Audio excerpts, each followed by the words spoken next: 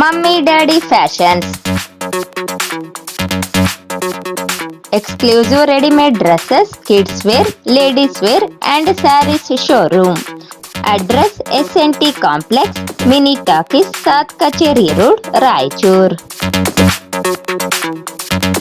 ನಗರದಲ್ಲಿ ಪತ್ರಕರ್ತರೊಂದಿಗೆ ಮಾತನಾಡಿದ ಅವರು ಡಿಸೆಂಬರ್ 5ರಂದು ಯಾದಗಿರಿ ಜಿಲ್ಲೆ ಮತ್ತು ಲಿಂಗಸುಗೂರು ಮಾರ್ಗವಾಗಿ ರಾಯಚೂರು ಜಿಲ್ಲೆಗೆ ಪಕ್ಷದ ನಾಯಕರ ತಂಡ ಆಗಮಿಸಲಿದ್ದು, ಸ್ಥಳ ವೀಕ್ಷಣೆ, ರೈತರೊಂದಿಗೆ ಚರ್ಚೆ ಹಾಗೂ ಹೋರಾಟ ಈ 3 ಅಂಶಗಳನ್ನೊಳಗೊಂಡ ಹೋರಾಟವನ್ನು ರೂಪಿಸಲಾಗಿದೆ.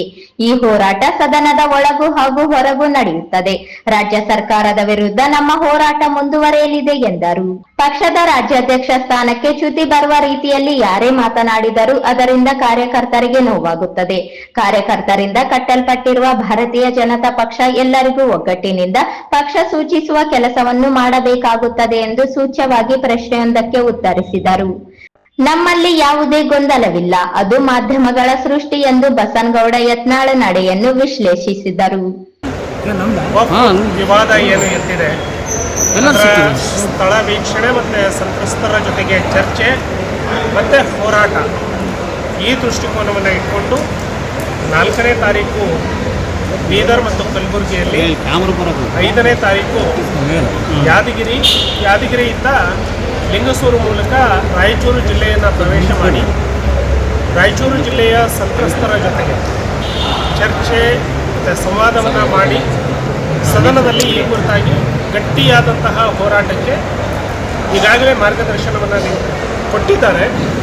ಸಾಮಾನ್ಯ ವಿಜೇಂದ್ರ ಅವರ ಮಾರ್ಗದರ್ಶನದಂತೆ ಸದನದ ಒಳಗೆ ಮತ್ತು ಹೊರಗೆ ಭಾರತೀಯ ಜನತಾ ಪಕ್ಷ ಗಟ್ಟಿಯಾದಂತಹ ಹೋರಾಟವನ್ನು ಕೈಗೊಳ್ಳುತ್ತೆ. ಪಕ್ಷದಲ್ಲಿ ಯಾವ ರೀತಿಯ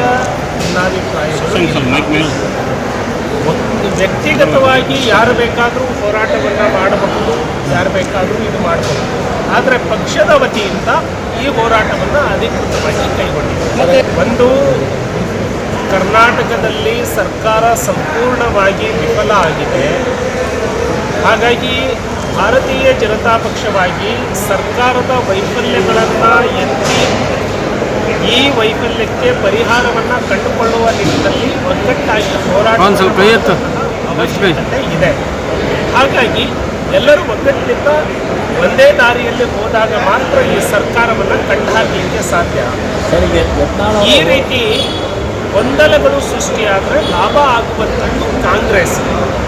ಹಾಗಾಗಿ ಕಾಂಗ್ರೆಸ್ಸಿನ ಷಡ್ಯಂತ್ರಕ್ಕೆ ಯಾರು ಬಲಿಯಾಗೋ ರೀತಿ ಆಗಬಾರದು ಅನ್ನುವಂಥದ್ದು ಒಂದು ಅಪೇಕ್ಷೆ ಇದೆ. ಸಪೋರ್ಟ್ ಇದೆ. ಹಾಗಾದರೆ ಭಾರತೀಯ ಜನತಾ ಪಕ್ಷ ಅಧಿಕೃತವಾಗಿ ಹೋರಾಟವನ್ನು ಕೈಗೊಂಡಿದೆ.